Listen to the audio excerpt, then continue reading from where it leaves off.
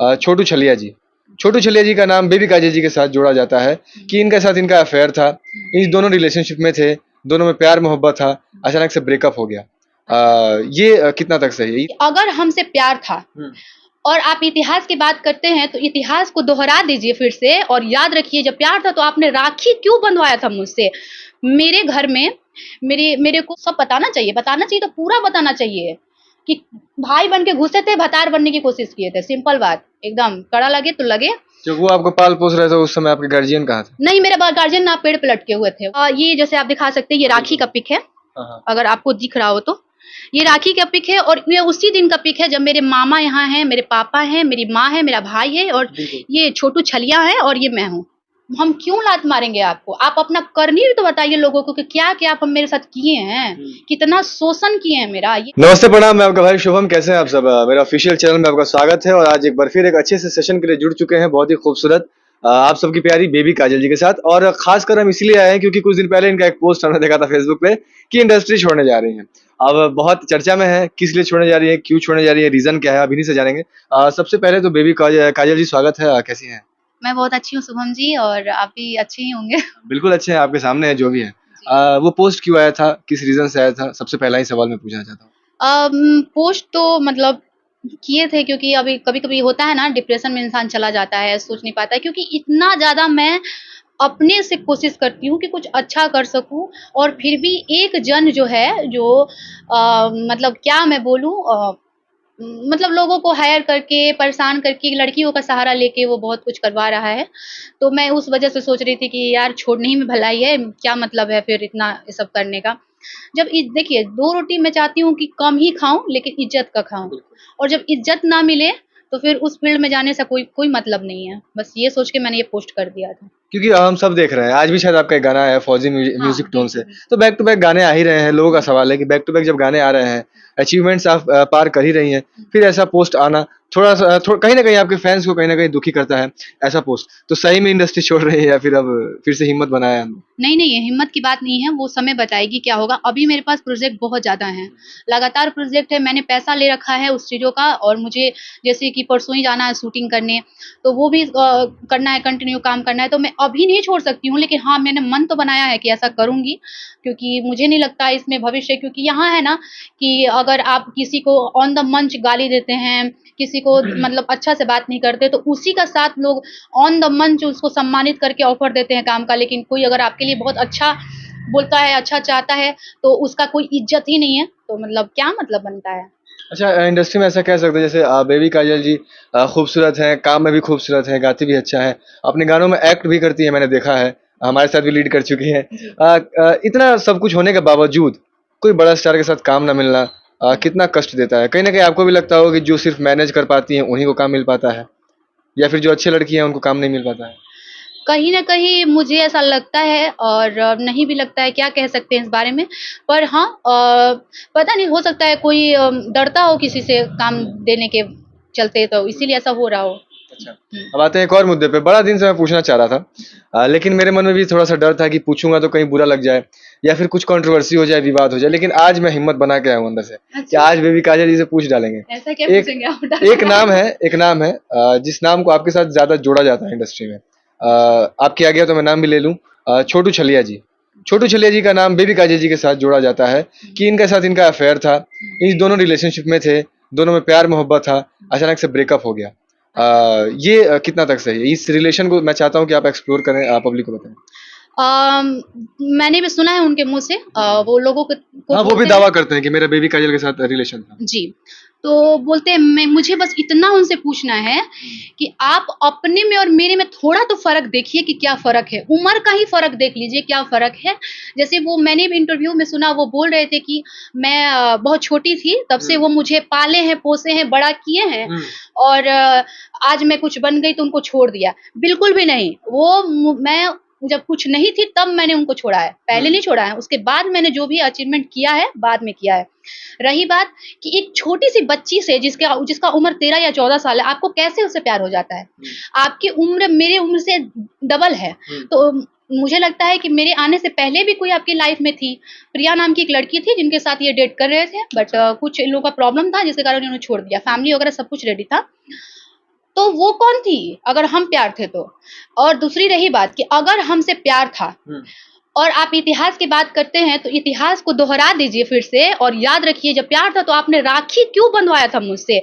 मेरे घर में मेरे को मेरी बहन बोलते थे, अपनी बहन, मेरी माँ को चाची, अच्छा। माँ के बराबर मेरे पिता को चाचा जी बोलते थे, मेरे भाई को अपना भाई बोलते थे। अच्छा। उस भाई बन के घर में आए थे और भतार बनने की कोशिश कर रहे थे। मार्केट में तो हल्ला किए थे कि गर्लफ्रेंड है। तो वही इसी बात से तो मैं उनसे अलग हुई थी। और एक और वजह थी, आप प्यार करते हैं, मानते हैं, क्या आपकी गर्लफ्रेंड होगी अगर आपको बाई चांस किसी भी वजह से छोड़ दिया हो उन्होंने, मतलब पेरेंट्स की वजह से या कुछ भी हो सकता है, करियर की वजह से कि भाई तुम मेरे करियर में रोड़ा बन रहे हो, ठीक है, मान गए कि जैसे आप बोल रहे हैं, चलो वो भी हम उसका बताते हैं, तो क्या आप उसको ऑन द मार्केट नीलामी मतलब नीलाम करेंगे? बिल्कुल नहीं। क्या उसको बोलेंगे तुम मेरे साथ ये की थी, तुम मेरे साथ वो की थी, ऐसा बोलेंगे? गलत। गलत है। तो आप जब किसी से प्रेम करते हैं तो आपको उसका इज्जत का कोई ख्याल नहीं है, आपको खुद का ख्याल नहीं है, क्योंकि भाई आपको अपनी बेटी कौन देगा इस उम्र में? कौन देगा? किससे शादी करोगे? आपको तो पता है कि सामने मेरी तो शादी होने से रही, तो मैं किसी और का जिंदगी भी बर्बाद कर दूं। तो मैं बस इतना ही बोलना चाहती हूँ कि आप मेरे को राखी की उम्र से बंधवाएं।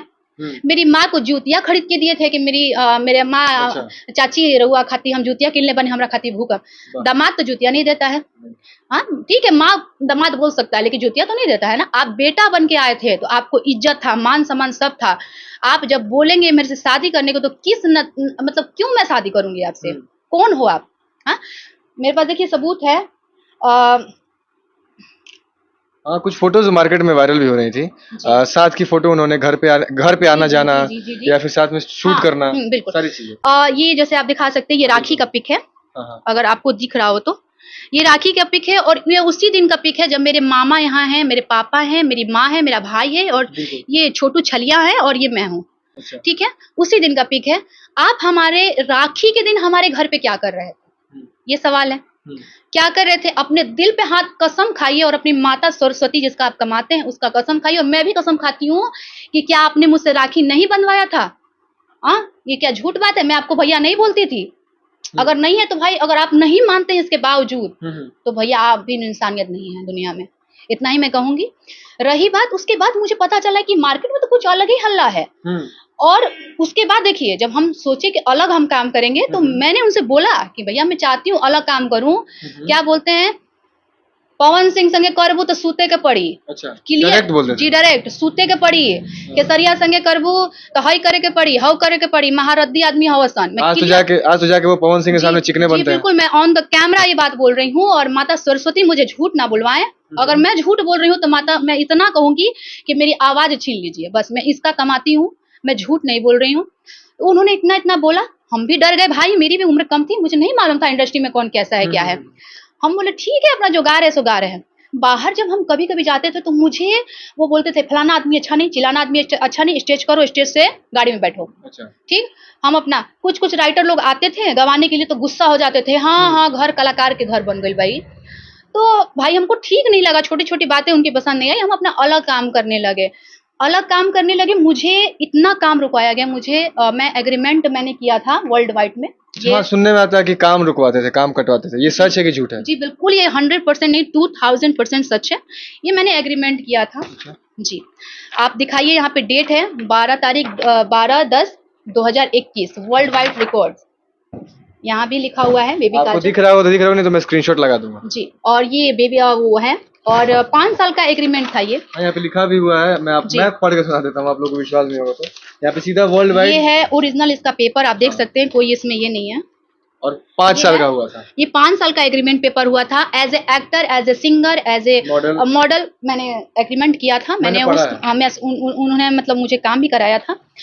एक दिन के अंदर मेरा एग्रीमेंट तोड़ा गया था। एग्रीमेंट तो कोर्ट से बनता है, एग्रीमेंट टूटता नहीं है। जी, उन्होंने मुझे काम करने से मना कर दिया था। रत्नाकर सर ने बोला था कि मैं काम नहीं कर पाऊंगा, आपके लिए बहुत ज्यादा कॉल आ रहे हैं, मैं बहुत परेशान हूँ, हमारे जितने सिंगर हैं सबको परेशान किया जा रहा है, फोन कर करके धमकाया जा रहा है और मुझे भी जान मारने की धमकी दी जा रही है। रत्नाकर सर बोले कि मैं आपके साथ काम नहीं कर पाता हूँ, अगर आगे चल के मैटर सही होता है तो फिर मैं काम करूंगा। ऐसे करते करते 2 मंथ बीत गए, सावन बीत गया, दशहरा बीत गया। उसके बाद मुझे लगा कि मुझे करना चाहिए, मतलब मैं सर को फिर फ़ोन मैंने किया कि सर मुझे क्या करना है, क्योंकि मेरा हम लोग जो एल्बम कलाकार हैं, हम लोग का रोज़ का है बिल्कुल। कि हम लोग अगर मतलब हर पर्व में गाना नहीं गाएँगे तो फिर हम लोग का मार्केट आउट हो जाएगा। आप मुझे काम नहीं करा रहे हैं, आप मुझे बताइए। तो बोले कि मैं क्या कर सकता हूँ, आप बताइए। तो मैंने बोला था कि एक्सयूवी मतलब जो भी आपको लगे सही लगे, और नहीं तो फिर एग्रीमेंट तोड़ दीजिए। मैंने उनको इतना बोला था। एग्रीमेंट टूट गया था। हाँ, उन्होंने बोला ठीक है मैं एग्रीमेंट तोड़ देता हूँ। तो मैं रत्नाकर सर का धन्यवाद देती हूँ कि उन्होंने ऐसा मतलब मेरे लिए किया कि चलो तोड़ दिया, नहीं तो कितने लोग ऐसे हैं जो फँसा के रखते हैं। बट वो अच्छे इंसान थे दिल के, और जो मुझे वहाँ से हटा दिए, वो बोले कि ठीक है आप आज़ाद हो, जहाँ काम करना है आप काम करो। फिर बहुत सारी फ़िल्मों से मुझे हटाया गया। रो के, धो के, गोड़ पे गिर के इन्होंने हटवाया, फ़ोन करके सब मेरे पास कॉल आता था कि ऐसा-ऐसा वो करा रहे हैं। कुछ जो राइटर थे जो मुझे गाना गवाते थे बेचारे, अच्छे राइटर हैं, नामी भी हैं, नाम नहीं लूँगी, बेचारे फिर उसमें भी फँस जाएँगे वो। उन्होंने मुझे कॉल रिकॉर्डिंग सुनाया, बहुत सारी गालियाँ, वो और संजीवनी के एक मालिक हैं विपिन बिहारी, अच्छा।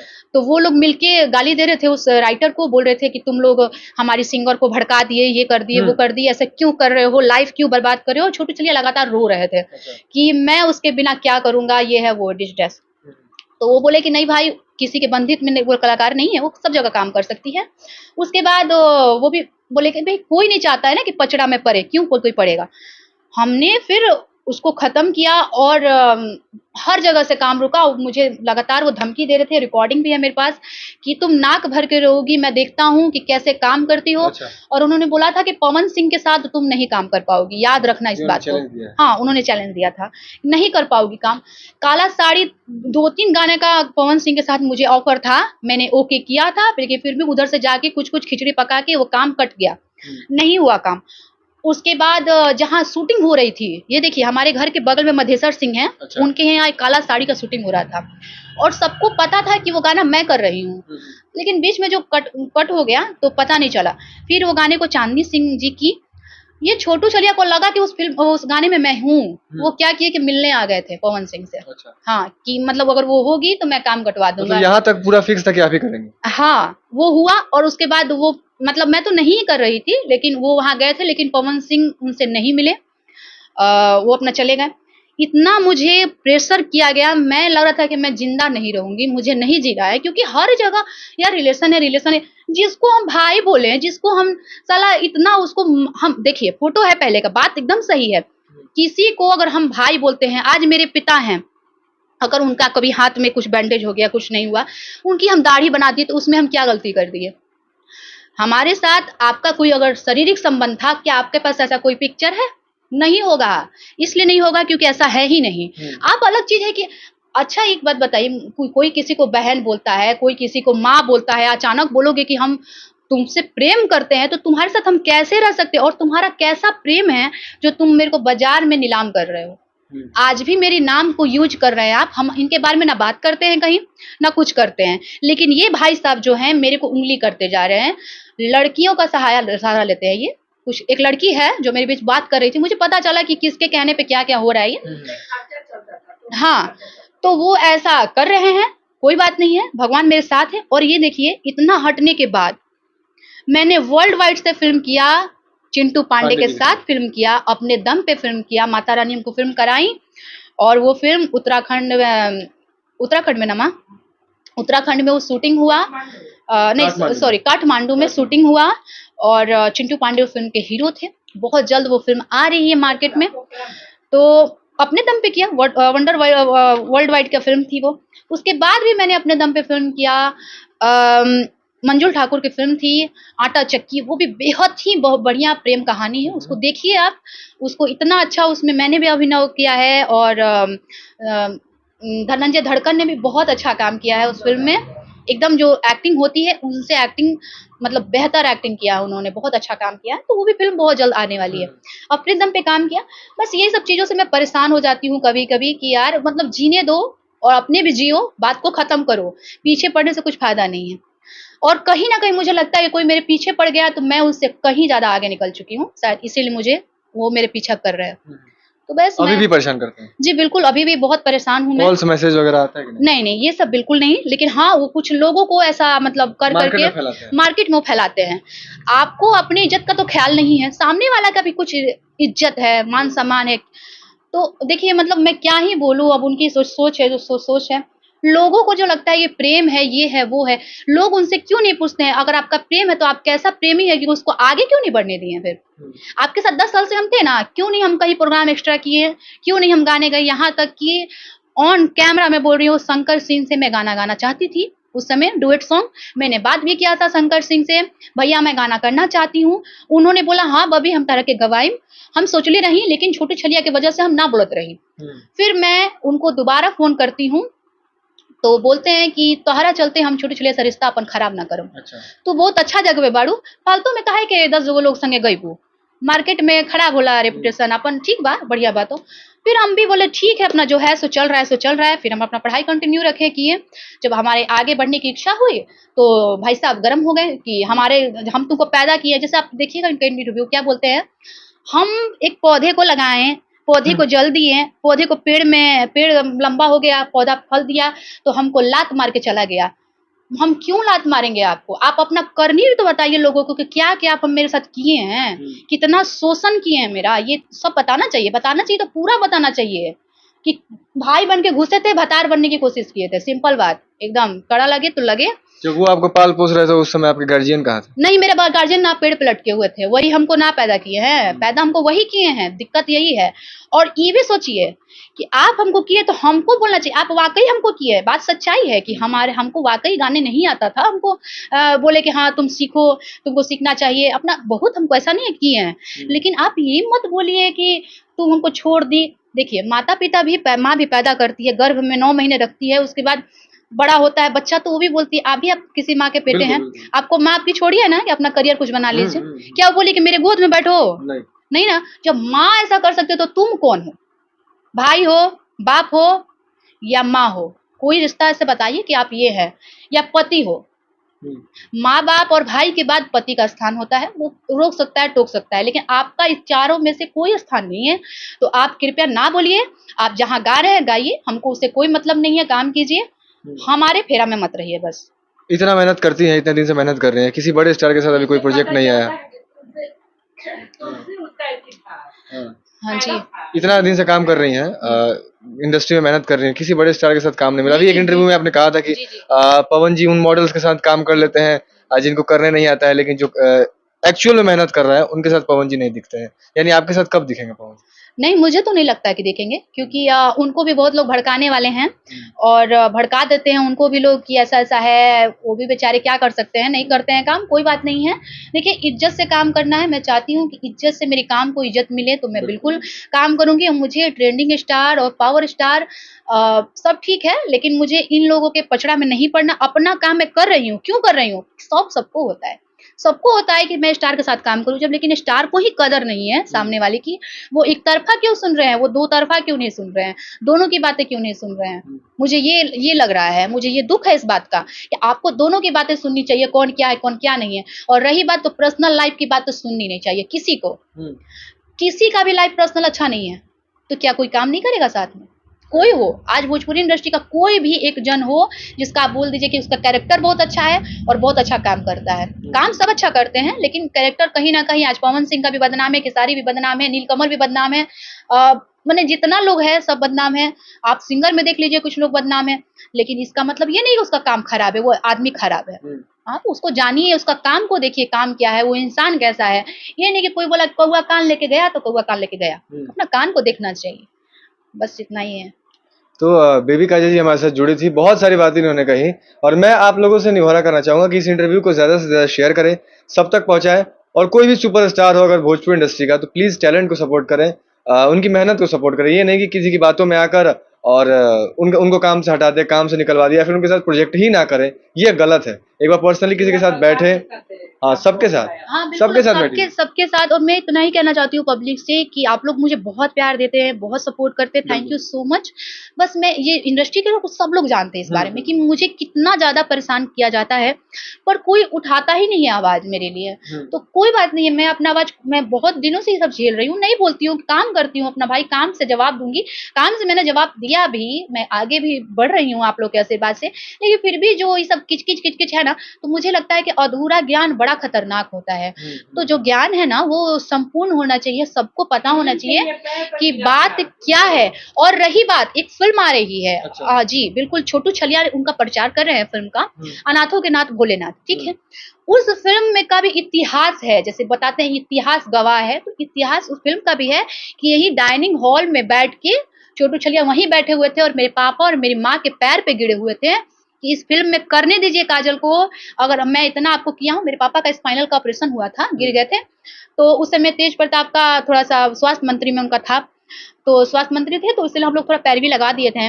आईजीएमएस में पापा का ऑपरेशन हुआ था पटना में, तो बेचारे वो करवा दिए थे। तो मैंने किया है भाई, कोई आज हमारे घर आप आए हैं, हमसे आपको दोस्ती है, तो अगर मैं गिर जाऊं तो आप मुझे नहीं उठाएंगे, बिल्कुल उठाएंगे। तो आप उठाए तो इसका मतलब ये थोड़े कि मैं आपसे शादी कर लूंगी, ये गलत है ना। तो ये आप सोचिए कि आप इंसानियत के नाते किए हैं, आप बोले कि हम बहुत किए, हम ये किए, हम वो किए, डिस डैश, आप समझिए कि क्या सोच के आप किए, हम क्या सोच के हम करवाएं।